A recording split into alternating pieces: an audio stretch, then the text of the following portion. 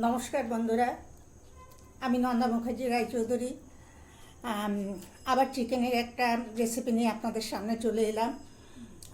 আজকের চিকেনটা যে চিকেনটা আমি করব তার নাম হচ্ছে মহারাজ ভেজ মিক্সড চিকেন। না চলুন আমরা দেখে নিই মহারাজ ভেজ মিক্সড চিকেন করতে কি কি লাগে। এবার আমরা দেখে নেব মহারাজ ভেজ মিক্সড চিকেন করতে আমাদের কি কি লাগে। রসুন কোয়া, বেশ কয়েকটি রসুন কোয়া, টমেটো কুচি, স্বাদ ঝাল অনুযায়ী লঙ্কা, তারপরে গরম মশলার প্রত্যেকটা জিনিস, দুটো ছোটো এলাচ, এই ধরুন 7-8টা গোলমরিচ, লবঙ্গ 3-4টে, দারচিনি, তেজপাতা, পেঁয়াজ কুচি, ক্যাপসিকাম এবং গাজর, এটাকে ম্যারিনেট করে রাখা হয়েছে, টক দই, লেবুর রস, নুন এবং গোলমরিচের গুঁড়ো দিয়ে এটা ম্যারিনেট করে 8 ঘন্টা 45 মিনিট রাখতে হবে।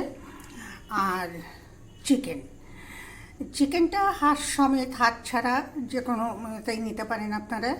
চিকেনটাকে ম্যারিনেট করেছি গোলমরিচের গুঁড়ো, টক দই, ভিনিগার দিয়ে কিছুক্ষণ ঘন্টা 2 ম্যারিনেট করে আমি ফ্রিজে রেখে দিয়েছিলাম। তারপরে সেখান থেকে বের করে মিনিট 10 পরে আমি ওর ভিতর নুনটাকে মাখিয়ে নিয়েছি। এবার চলুন দেখা যাক কীভাবে মহারাজ ভেজ মিক্সড চিকেন রান্না করতে হয়। আর লাগবে 1 টুকরো কয়লাটাকে একটু পরিষ্কার করে ধুয়ে নেবেন, আগেই ধুয়ে রাখবেন, কালো গুঁড়ো ভাবটা যাতে উঠে যায়। এবার চলি আমরা কীভাবে ভেজ মিক্সড চিকেন রান্না করব দেখতে। রান্নাটা করতে হবে ফ্রাই প্যানে এবং সাদা তেলে। তেল গরম হয়ে যাওয়ার পর আমরা একে একে তার ভিতর দিয়ে দেব রসুন কোয়াগুলো, তেজপাতা,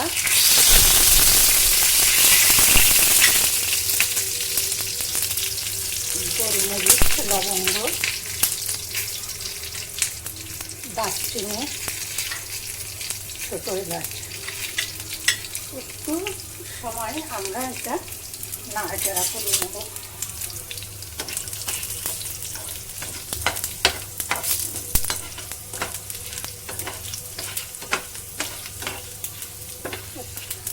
একটু রসুন কোয়াটা লালচে হয়ে গেলে আমরা দিয়ে দেবো এর ভিতর পেঁয়াজ কুচিটা ততক্ষণ ভাজবো যতক্ষণ না কালারটা একটু বাদামি হবে।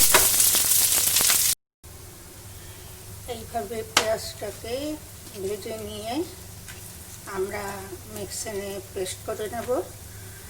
আর এর সাথে আমরা মিক্সিনে দেওয়ার সময় প্লাস করব ওই টমেটো কুচি এবং লঙ্কাটা। ফ্রাই প্যানে তেল গরম হলে একে একে আমরা এই দুটো ছেড়ে দেবো। একটা তেজপাতা, 2 লবঙ্গ, দারচিনি একটা ছোটো এলাচ এবং 2-3টি গোলমরিচ। আর রান্নার শুরুতেই আমাদের যেটা করতে হবে, একটু যে আমরা কাট কয়লা নিয়েছি সেটাকে আঁচে বসিয়ে এটাকে পোড়াতে হবে।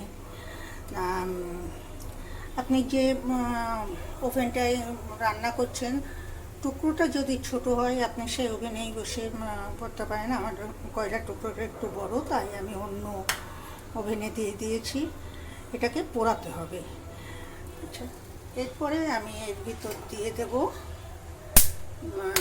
পেস্ট করে রাখা এবং মশলাটা দেওয়ার পরে মশলাটাকে ভেজে দিতে হবে।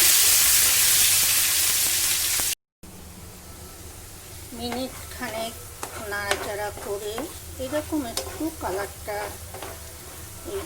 এই করে আসলে এর ভিতর দিয়ে দেব আমরা চিকেনের টুকরোগুলো।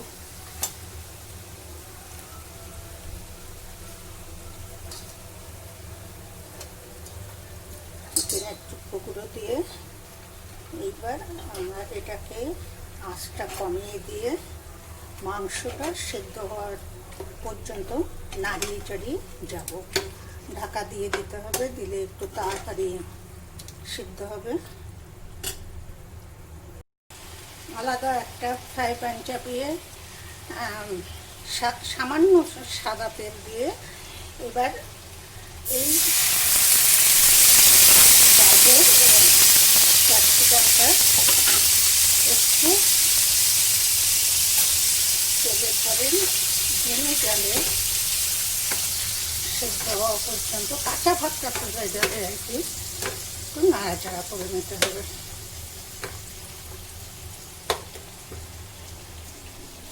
আমাদের চিকেনটা প্রায় হয়ে এসছে, সামান্য হবে। আপনারা এই ভিতর যখন চিকেনটা তেলের পরে দিয়ে কষাবেন তখন এর ভিতর একটু কাশ্মীরি লঙ্কার গুঁড়ো দিয়ে দেবেন। যদি ঝাল খেতে পছন্দ করেন তাহলে গুঁড়ো লঙ্কার গুঁড়ো দিতে পারেন। সবজিটা আমার কষানো হয়ে গেছে, এবার আমি এটা চিকেনের মধ্যে দিয়ে দেব। দিয়ে কিছুক্ষণ আমি এই চিকেনের সাথে এটা নাড়াচাড়া করব।